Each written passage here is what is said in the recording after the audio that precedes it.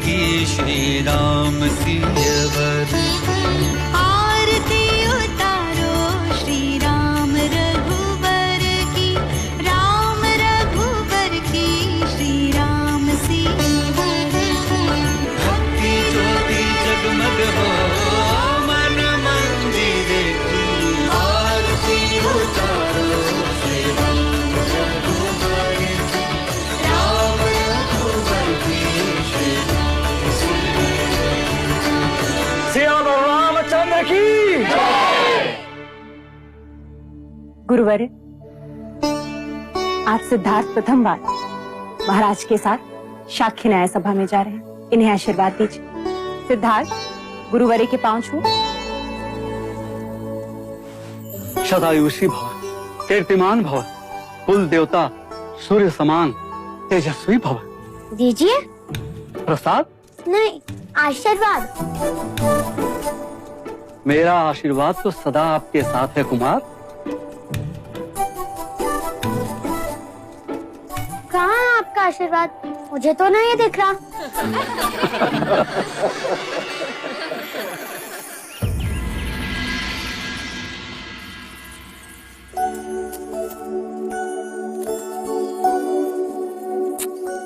क्या न्याय सभा जाने के लिए इतने आभूषण पहनना आवश्यक है माँ? हाँ, क्यों? तभी तो तुम युवराज लगोगे। तो क्या आभूषण ना पहनने से युवराज युवराज नहीं होते? तुम्हारा नाम सिद्धार्थ नहीं, प्रश्न होना चाहिए था। महादेवी, युवराज को काला टीका लगा दे, कहीं इन्हें आप ही की दृष्टि ना लग जाए।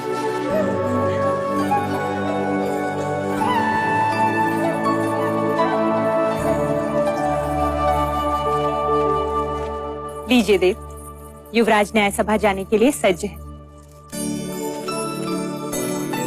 मुझे इतने आभूषण पहना दिए हैं कि अब तो मैं ढंग से खेल भी ना सकूंगा। पुत्र, तुम युवराज हो, इतना बोझ तो तुम्हें उठाना ही होगा। चलें? क्षत्रिय ऐसे नहीं है, ऐसा चलता है।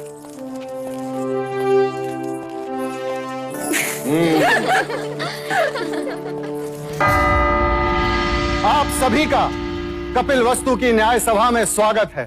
और स्वागत है हमारे युवराज सिद्धार्थ का और कुमार देवदत्त का भी, जो आज प्रथम बार कपिल वस्तु की न्याय सभा में उपस्थित हुए हैं। युवराज सिद्धार्थ की जय! युवराज सिद्धार्थ की जय! युवराज सिद्धार्थ की जय! शांत हो जाइए, शांत हो जाइए।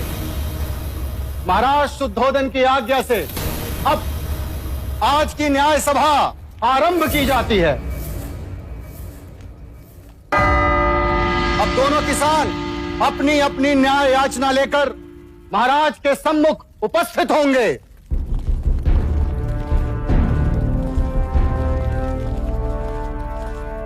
प्रणाम महाराज। क्या याचना है? महाराज, मेरी याचना इस कुशल के विरुद्ध है। इसने मुझसे पिछले वर्ष अनाज उधार लिया था, ये कहकर कि वो अनाज इस वर्ष मुझे लौटा देगा, मगर महाराज आज तक इसने वो अनाज मुझे लौटाया ही नहीं। कैसे लौटाऊं महाराज? पिछले 2 साल से उपज नष्ट हो रही है, इस साल भी कुछ हाथ नहीं लगा। ये असत्य बोल रहा है महाराज। आप चाहे तो अपनी सिपाही से पूछ सकते हैं। जब सिपाही इसे लेने आया था उस समय भी ये अपने गेहूं को तेल लगाकर उसे बोरियों में भर रहा था। महाराज, मेरे पास 2 ही बोरी गेहूं है, उसी से मैं अपने परिवार का पोषण पूरे वर्ष करूंगा। महाराज, गेहूं को तेल लगा के इसलिए रख रहा था कि वो खराब ना हो, और आपके सिपाही मुझे पकड़ के यहाँ ले आए। वो 2 बोरी गेहूं भी मैं इनको दे दूंगा, तो हम खाएंगे क्या?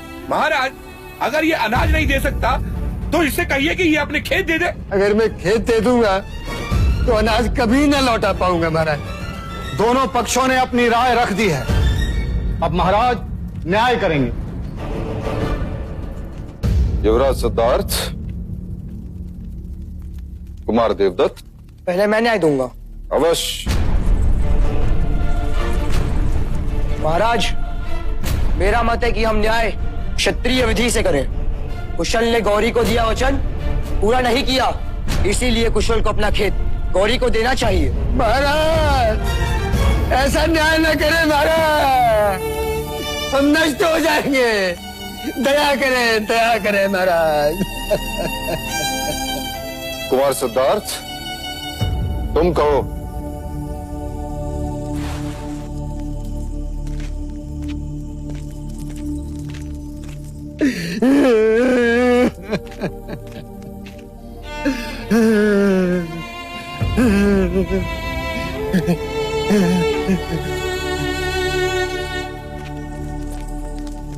महाराज, यदि कुशल गौरी को गेहूं दे देगा तो अपने परिवार का पेट कैसे पालेगा? खेत दे देगा तो अनाज कहाँ से उगाएगा? और गौरी को उसका अनाज कहाँ से लौटाएगा? वैसे भी गौरी के पास अनाज का अभाव नहीं, इसलिए मुझे लगता है कि कुशल की अनाज लौटाने की अवधि बढ़ा दी जाए।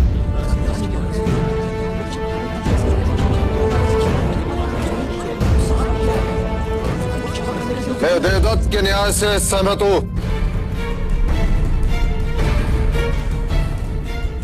यदि व्यापारी अपना वचन पूर्ण नहीं करेगा तो राज्य का व्यापार रुक जाएगा।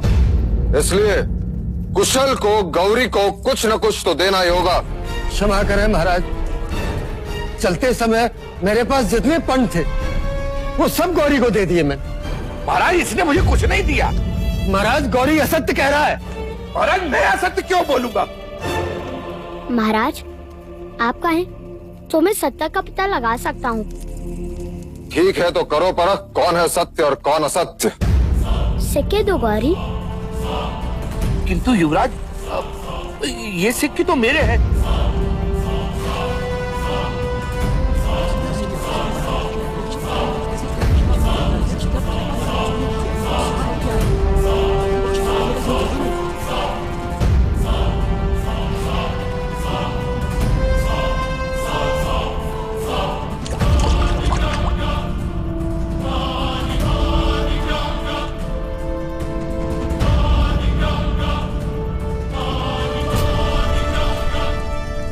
ये सिक्के कुशल के ही हैं। इस बात का क्या प्रमाण है कि ये सिक्के कुशल के ही हैं? क्योंकि जब कुशल ने सिक्के दिए तब वो गेहूं को तेल लगा रहा था और तेल सिक्कों पर लगा है।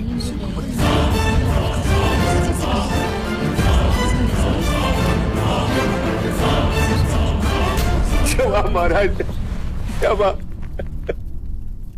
ये सिक्के कुशल के ही है महाराज, कुशल की। इससे ये प्रमाणित होता है कि कुशल ने गौरी को सिक्के दिए थे और इसके नियत में कोई खोट नहीं। कुशल के अनाज लौटाने की अवधि बढ़ा दी जाती है और गौरी को असत्य बोलने के लिए 10 कोड़े मारने का दंड सुनाया जाता है। नहीं महाराज, मुझे क्षमा कर दो, मुझे क्षमा कर दो। 10 सिक्कों के लालच ने मुझे अंधा बना दिया महाराज, अंधा बना दिया। मैं अगर आज के बाद असत्य बोलूं तो मेरे अनाज और खेत सब आपके। महाराज, गौरी को क्षमा कर दीजिए। अब से वो कभी असत्य नहीं बोलेगा।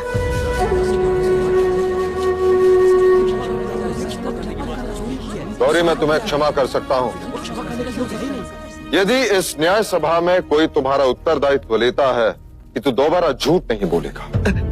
हाँ महाराज।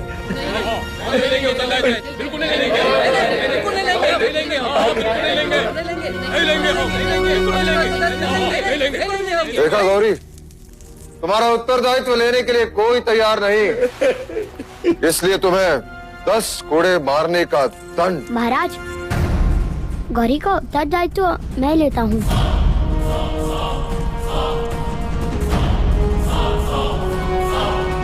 आज से ये कभी असत्य नहीं बोलेगा।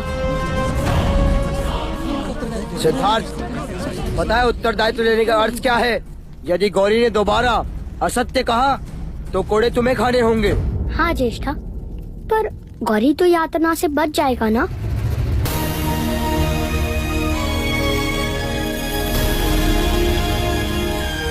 युवराज सिद्धार्थ की जय हो। युवराज की, युवराज की, युवराज की, युवराज की, युवराज की, युवराज की, युवराज की, युवराज की।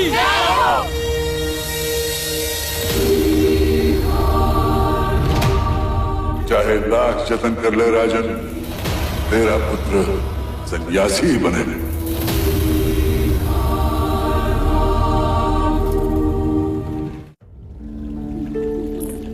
सारे नगर में सिद्धार्थ की न्याय कुशलता की चर्चा हो रही है। पूरा कपिलवस्तु खुश है।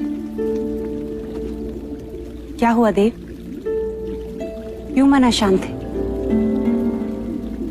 आज तो आपके क्षत्रिय ने पूरी न्याय सभा जीत ली। न्याय करना क्षत्रिय का लक्षण है और बुद्धिपूर्वक न्याय करना ज्ञानी का लक्षण। परंतु अपराधी का उत्तरदायित्व लेना करुणा का लक्षण है प्रजापति। और राज्य करुणा से नहीं चलता। राजा को वज्र से भी कठोर होना चाहिए। जब अपराधी के चमड़ी पर कोड़े पड़ते हैं तो उसे उसकी पीड़ा नहीं, अपने न्याय के गर्व की अनुभूति होनी चाहिए। किंतु देव, युवराज अभी बालक हैं और सुबह की धूप कच्ची ही होती है। इसी कच्ची धूप को प्रखर करने का समय आ गया है प्रजापति। ठीक कहा। हम सिद्धार्थ को तक्षशिला के गुरुकुल भेजेंगे। सिद्धार्थ तक्षशिला नहीं जाएगा। तो क्या आप सिद्धार्थ को गुरुकुल की शिक्षा से वंचित रखेंगे? मैं उसके लिए यही गुरुकुल बनाऊंगा। मेरी आंखें ही उसके लिए तक्षशिला होगी। हमारे कुल के सभी बालक एक साथ यही पढ़ेंगे, कपिलवस्तु में।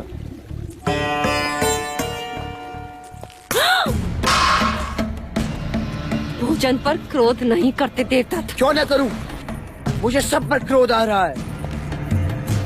मेरा न्याय उचित था, महाराज भी सहमत थे, फिर भी प्रजा ने सिद्धार्थ के नाम की जय जयकार की। क्यों?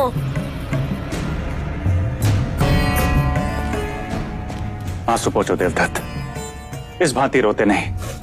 अब तुम बड़े हो गए हो। यदि आप महाराज से बड़े होते तो राजगद्दी हमारी होती। देवदत्त, सची तो कह रहा है वो। इस भांति बड़ा होकर भी देवता छोटा नहीं बनता। आप इसके पिता हैं। आपके आंखों में इसके आंसुओं का कोई मूल्य नहीं। क्या चाहते हैं आप? कि देवदत्त भी सिद्धार्थ के पीछे पीछे घूमता रहे जैसे कि आप महाराज के पीछे घूमते हैं? मंगला,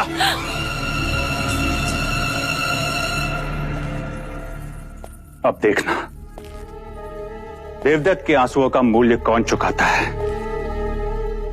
महाराज शुद्धोधन अथवा युवराज सिद्धार्थ।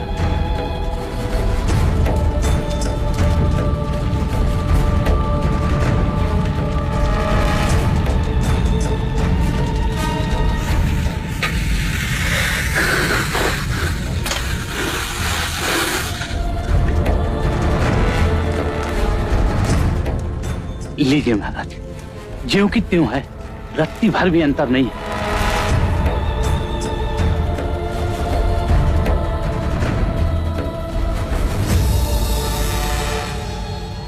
ध्यान रहे, किसी को पता ना चले। महाराज, अगर मुंह बंद करने का कुछ मूल्य मिल जाता तो।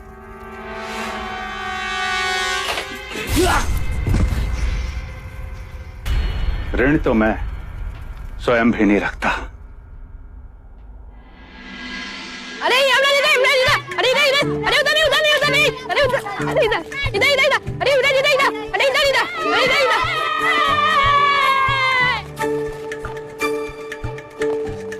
खेलोगे हमारे साथ? नहीं।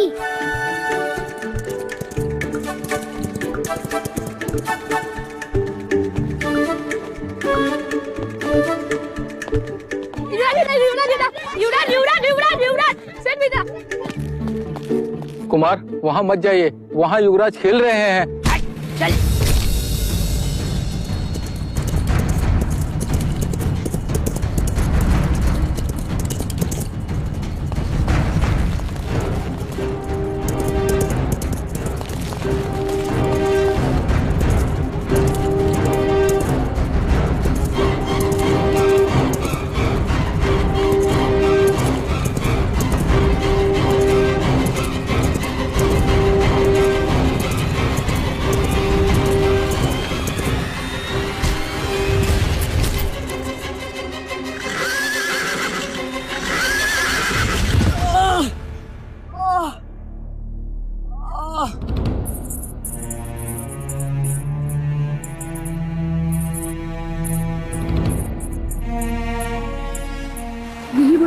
महादेवी। क्या नाम है तुम्हारा? चन्ना, चन्ना महादेवी। ये तुम्हारा पुत्र है सूर्य? जी। भीतर आओ। जी नहीं युवराज, मैं यहाँ ठीक हूँ। वो सारथी पुत्र है, वो भीतर नहीं आ सकता। क्यों? वो ओछी जात के हैं, उन्हें छूते नहीं। ओछी जात? ये जात क्या है? जैसे आप युवराज हैं और वो सारथी पुत्र है। तो वो मुझसे भिन्न कैसे? आपका जन्म राजप्रासाद में हुआ है, इसलिए आप युवराज हैं, और वो छोटे घर में रहता है, इसलिए सारथी पुत्र है। इसमें क्या भिन्नता है? घाव होने पर उसे भी तो रक्त आता है।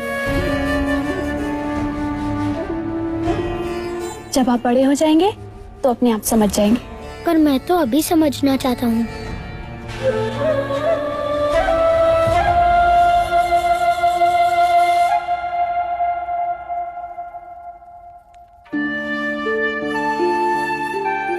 अरे नहीं नहीं युवराज, ये क्या कर रहे हैं आप? हमें नहीं छूते, हम ओछी जाति के हैं, हमें छूना पाप है।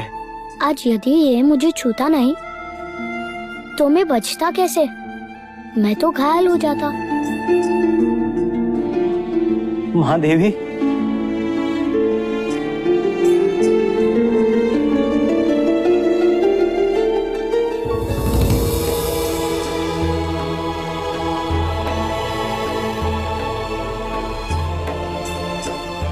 देवदत्त कैसा है? उन्हें अधिक चोट आई है और ये बात तो मुझे अब बता रही है। चल। देवदत्त, महाराज को पता चलेगा तो क्या होगा, तुम्हें पता है? देवदत्त कैसा है मंगला दीदी?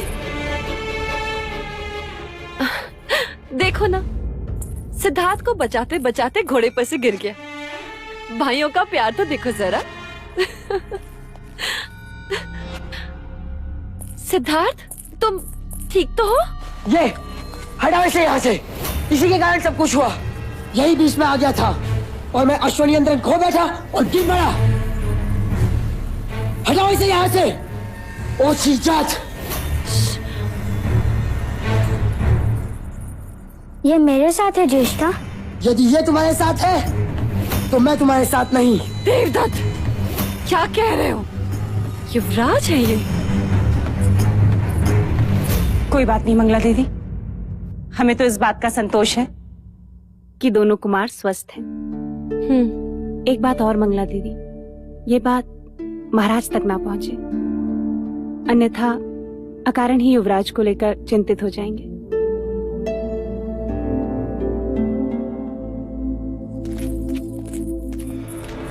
मैं भी तो यही चाहती हूँ कि महाराज को पता ना चले। देवदत्त, अच्छा अवसर चला गया हाथ से, अन्यथा आज तो मेरा आखेट बन ही जाता। आखेट करना है तो धैर्य रखना सीखो, अन्यथा स्वयं ही आखेट बन जाओगे।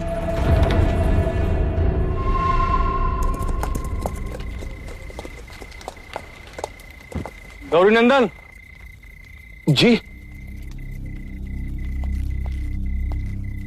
जी कहिए क्या आदेश है?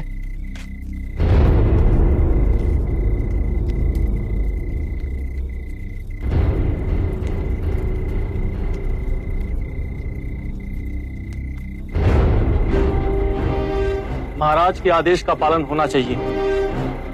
जी।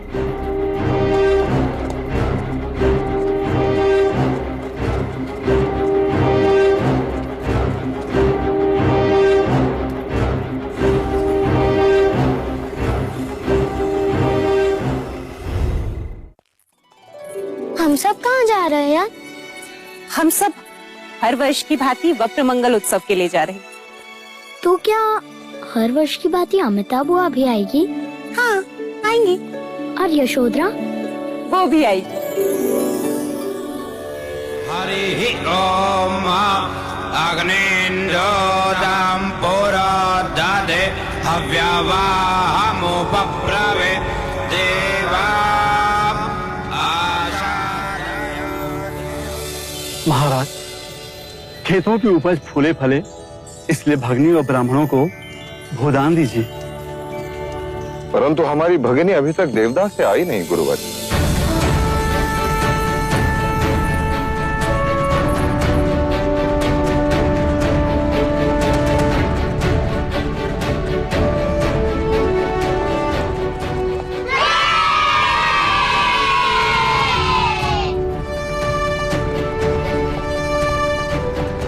यशोधरा, क्या ये तुम्हारा हाथी है?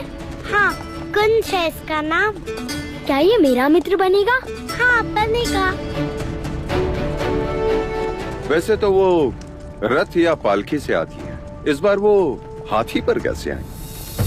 यह हाथी जानबूझकर हमें नीचा दिखाने भेजा है महाराज दंडपानी ने, जिससे ये सिद्ध हो जाए कि वो हमसे अधिक धनी है। यह हाथी नहीं महाराज, उनका अहंकार है।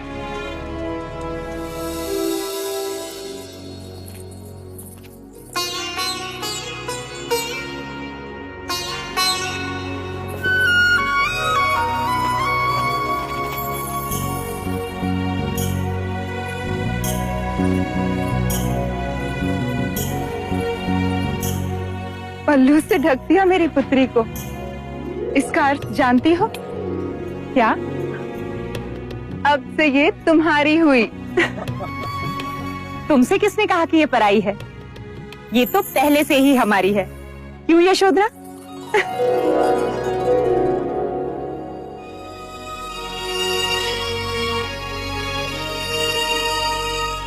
भैया, हर वर्ष की भांति इस वर्ष भी कपिलवस्तु के खेतों की उपज फले फूले।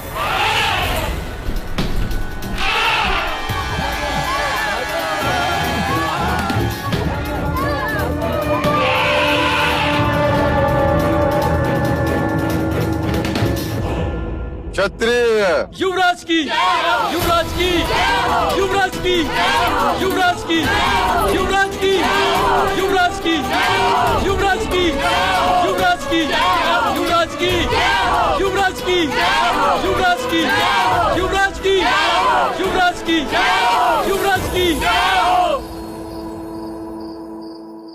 हाँ, अब मैं पासे फेंकता हूँ। चौसर खेलते समय सामने वाले के मुख की ओर ध्यान नहीं होना चाहिए, उसके हाथों की ओर ध्यान होना चाहिए, अन्यथा वो कपट कर सकते हैं।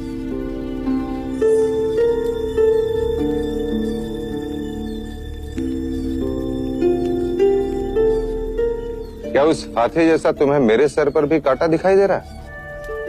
हाँ। निकाल दो। निकाल दो। निकाल।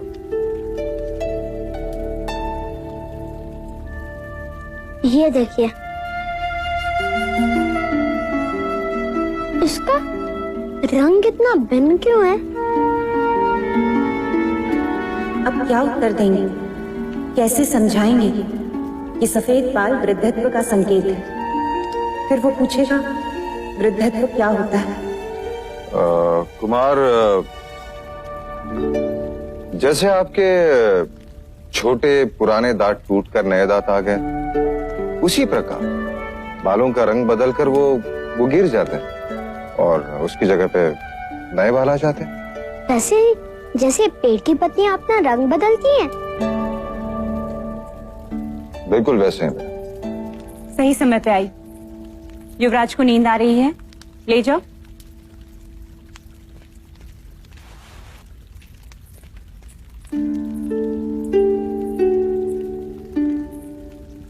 युवराज का ध्यान सूक्ष्म बातों पर, बुद्धि कशाग्र है और निरीक्षण तीक्ष्ण। आज तो बात टल गई, किंतु कल घोषणा कर दी जाएगी। राजप्रसाद में सब सर ढक कराएंगे और स्त्रियां सर पर मेहंदी के पत्तों का लेप लगाएंगे, केश का रंग बदल जाएगा। नहीं देव, क्या हम सिद्धार्थ को सच्चाई नहीं बता सकते? अतीत की आलोचना मनुष्य को उदास करती है और भविष्य की कल्पना उससे निर्बल। इसलिए वर्तमान में जियो प्रजापति। मेरे लिए हर वो सत्य असत्य है जो सिद्धार्थ को जीवन की व्यथा का परिचय दे। और हाँ, सिद्धार्थ को प्रातःकाल जगा देना, गुरुजन आ रहे हैं।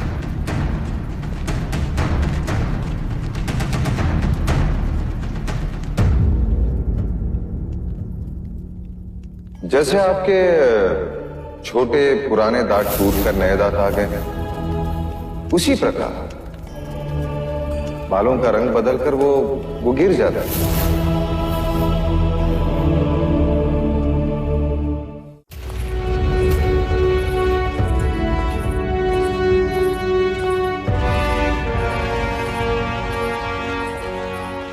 युवराज, ये सारे ब्राह्मण वेद के अंग हैं। गुरु कौंडिल्य आपको शास्त्र की शिक्षा देंगे। गुरु अश्वपाल तुम्हें घुड़सवारी सिखाएंगे। राजनीति का ज्ञान गुरुवर्य तुम्हें देंगे। छंद एवं व्याकरण गुरुवर्य आपको सिखाएंगे। ये खगोल शास्त्र के वेद विज्ञान में कुशल है। आज से ये सारे ब्राह्मण तुम्हारे गुरु हैं। इनके आदेश का पालन करना तुम्हारा धर्म है। इनसे आशीर्वाद लो।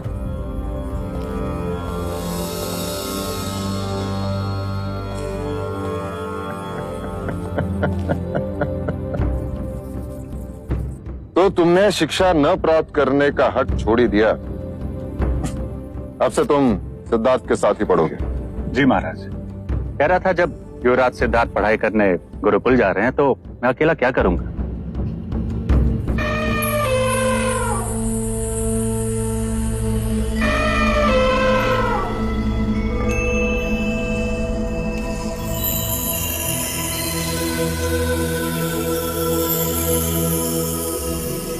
महाराज, हाथी और कुंवारी का सामने आना अच्छा शगुन है। युवराज अवश्य महान विद्वान बनेंगे। क्षमा करे गुरुवर्य, केवल महान विद्वान नहीं, महान राजा बनेंगे। ऐसा योद्धा जिसे संपूर्ण भारतवर्ष ने कभी ना देखा।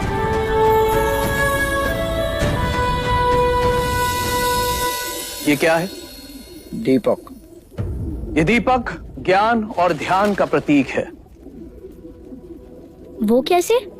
ज्ञान का प्रतीक इसलिए कि जब यह प्रकाशित होता है तो हम निकटतम जगत को जान लेते हैं, और ध्यान का प्रतीक इसलिए कि जब यह प्रकाशित होता है तब सबका ध्यान उसी की ओर आकर्षित होता है। शिक्षा का प्रारंभ हम ब्रह्मनाद से करेंगे, अर्थात ओम के उच्चारण से करेंगे। जब तक ये दीपक मंगल नहीं हो जाते, सबको उच्चारण करते रहना होगा।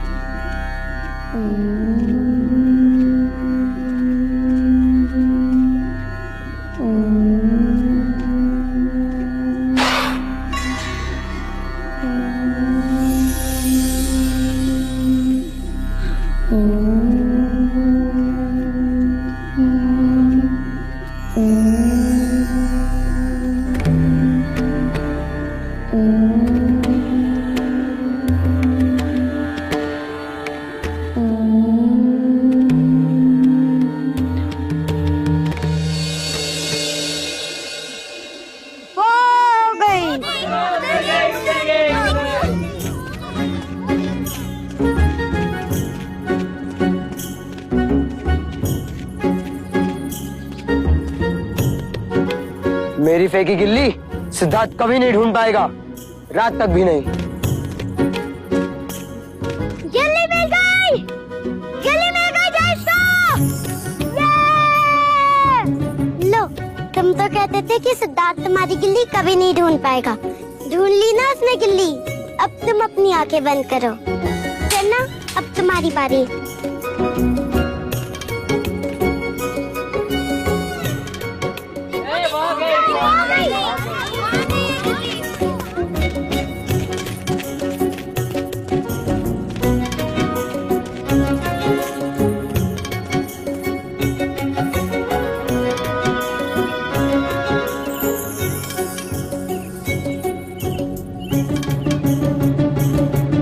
मिल गई गिल्ली, मिल गई। ढूंढ ली मैंने, सिद्धार्थ से भी कम समय में। लेकिन ऐसा कैसे हो सकता है?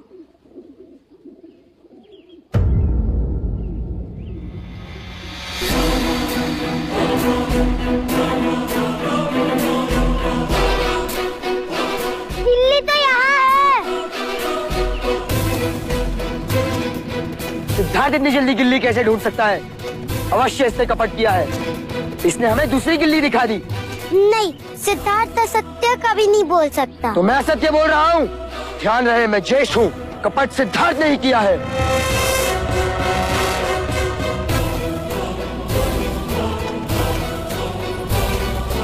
देखा कैसे चला गया।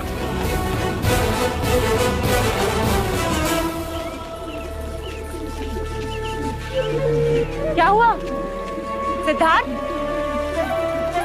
क्या हुआ सिद्धार्थ को?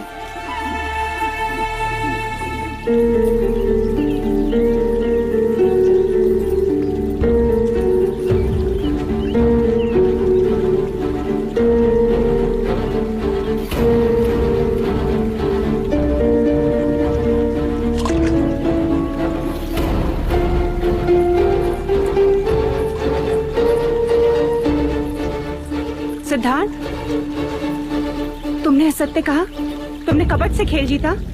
महाराज को इस बात का पता चलेगा तो उन्हें कितना दुख होगा, जानते हो तुम। तुमसे यह अपेक्षा नहीं थी मुझे। सच कह के हार जाते तो इतना दुख नहीं होता। तुम्हारा दंड यह है कि मैं तुमसे अब बात नहीं करूंगी।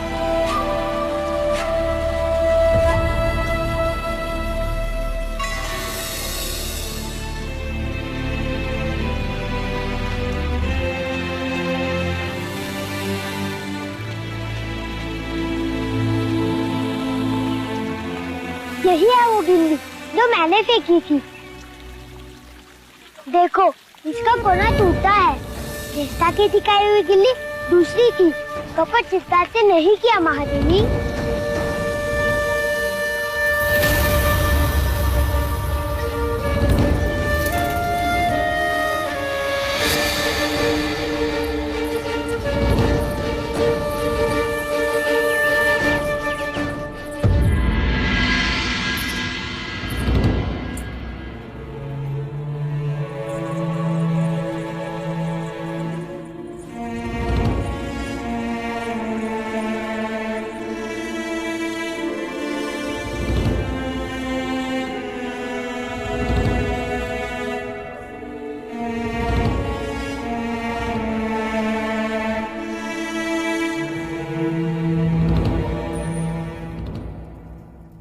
माँ, आप रो क्यों रही हो माँ?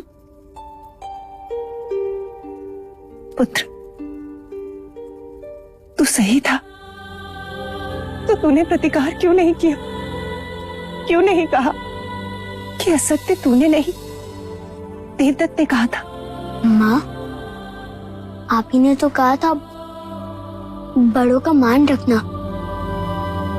मैं चेष्टा को झूठा कैसे कहता? यदि वो झूठा प्रमाणित होते तो उन्हें दंड मिलता। किंतु दंड तुझे मिला सिद्धार्थ। असत्य का आचरण देवदत्त ने किया। तू सच क्यों नहीं बोला? मैं सच्चा था इसलिए चुप रहा, क्योंकि सत्य स्वयं प्रकाशित होता है, उसे कोई छुपा नहीं सकता। ऐसा मैंने गुरुजी कहते हैं। किंतु व्यवहार में ऐसा नहीं होता पुत्र। स्वयं को बचाना मनुष्य का कर्तव्य है। अर्थात झूठ का आचरण करता। पुत्र, खरे सोने में भी जब मिलावट होती है ना, तभी आभूषण बनता है। अब से याद रखूंगा माँ। अच्छा बता, अब मेरा क्या प्रायश्चित है? अकारण ही तुझे दंड दिया।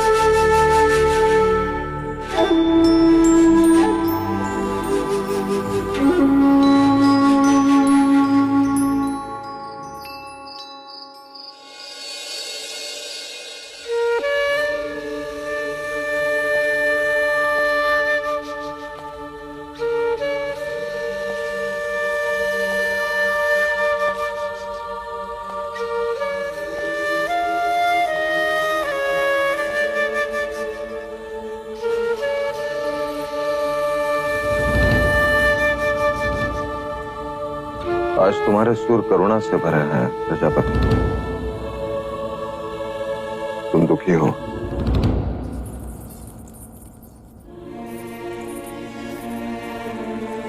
हाँ देव, एक मां के लिए इससे बड़ा दुख क्या होगा कि वह अपने पुत्र को समझ ही नहीं पाई। ऐसा लगता है जैसे 8 साल की उम्र में कोई 80 साल का विचारक बन दी। देव, पत्थर सामने आ जाएं, तो पेड़ की जड़ें भी उन्हें काट कर अपना रास्ता बना लेती हैं। किंतु यह बालक, यह तो अपने बारे में कुछ सोचता ही नहीं। सामान्य मनुष्य स्वार्थ भी नहीं। उसे दंड देकर तुम स्वयं को दुखी कर रही हो प्रजापति। उसे लड़ना सिखाइए, सिद्धार्थ को लड़ना सिखाइए देव। तुम चिंता मत करो देवी। मेरे जीवन का ध्येय यही है कि सिद्धार्थ भारतवर्ष का सबसे बड़ा योद्धा बने। वो सम्राट सिद्धार्थ गौतम कहलाए।